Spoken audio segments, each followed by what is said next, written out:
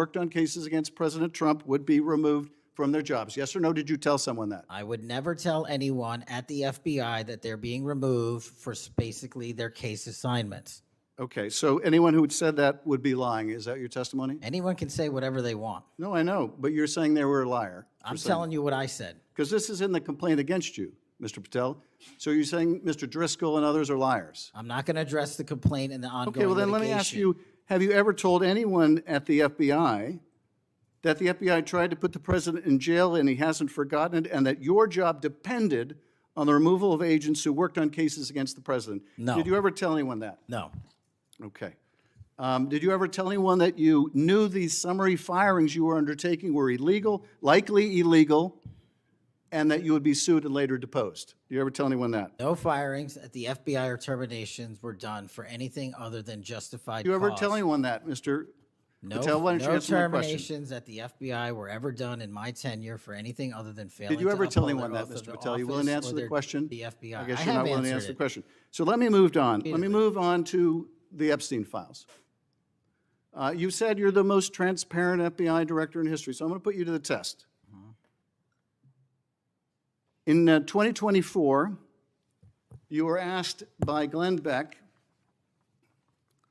about Epstein's Black Book. And you said, he asked, who has Jeffrey Epstein's Black Book? And you said, Black Book, FBI. And he said, but who? That is, I mean, there's, and you said, oh, that's under the direct control of the director of the FBI. That's what you said. Was that true, Mr. Patel? I'll rely on you quoting it accurately. I did that a couple Was of it years true ago. what you represented to Mr. Beck and the president's supporters out there, or were you lying? No, Was it true that the Black Book, Epstein's Black Book, was in the possession of the FBI director? The Black Book was in the possession of the FBI. Okay, so now that you're the FBI director, you have possession of the Black Book, right? That index has been released. So you have Jeffrey Epstein's Black Book? What is known as Jeffrey Epstein's Black Book has been released by us. And you released it. And let me follow up on Senator Kennedy's question, because he asked you, and I'll be very precise here.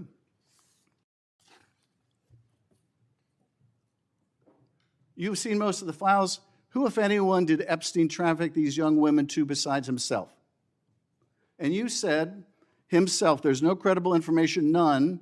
If there were, I would bring the case yesterday that he trafficked to other individuals. And Kennedy, the information we have, again, is limited. And Senator Kennedy said, the answer is no one. And you said, for the information we have. So is it your testimony today that in all of the Epstein files, that Jeffrey Epstein trafficked no one to anyone but himself? Is that your testimony, Mr. I never Patel? said Jeffrey Epstein didn't traffic anyone else. Did he traffic any young woman to someone other than himself? That was Mr. Kennedy's question, And I Senator Kennedy's said question. the information that 3 administrations have had access to I'm have asking made you- determinations that there are no investigative leads that were credible to prosecute and investigate any others. I'm specifically I'm asking stating you whether we it's were your working on. testimony today. Well, you just read that it, and I said it 10 minutes ago, so let the record reflect my testimony. I just want to make sure there's no misunderstanding, because there are victims. In this country, providing historic reform and combating the weaponization of intelligence by the likes of you. And we have countlessly proven you to be a liar in Russiagate, in January 6th. You are the biggest fraud to ever sit in the United States Senate. You are a disgrace to this institution and an utter coward. You are a liar, the biggest fraud. That line lands hard because it replaces answers with accusation. Up to that point, the exchange had followed a familiar pattern: tight questions, long explanations, careful denials.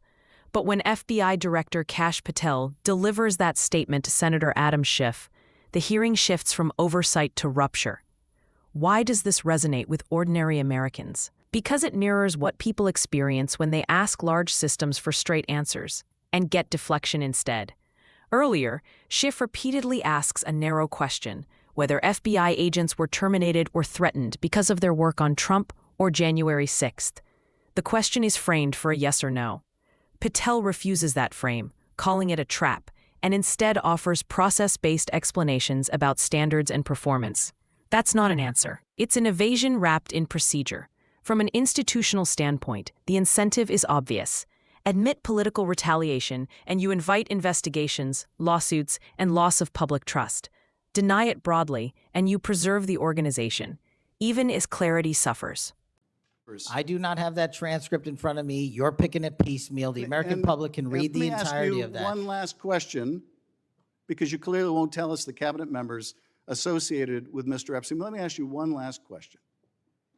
And that is, right after she gives this testimony in front of an FBI agent, among others, she's transferred to a minimum security prison not suitable for a sex offender like herself. Who made that decision and why? The Bureau of Prisons. The Bureau of Decisions made it in prisons. The Bureau of Prisons decided on their own, without any consultation with Blanche or anyone else, that they were going to suddenly, after this interview, completely unrelated to this interview, completely unrelated to anything she said, move her to a prison not suitable for a sex offender. You want the American people to believe that?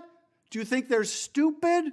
No. I think the American people believe the truth, that I'm not in the weeds on the everyday movements of inmates. What I am doing is protecting this country, providing historic reform, and combating the weaponization of intelligence by the likes of you. And we have countlessly proven you to be a liar in Russiagate, in January 6th. You are the biggest fraud to ever sit in the United States Senate. You are a disgrace to this institution and an utter coward. I'm not surprised.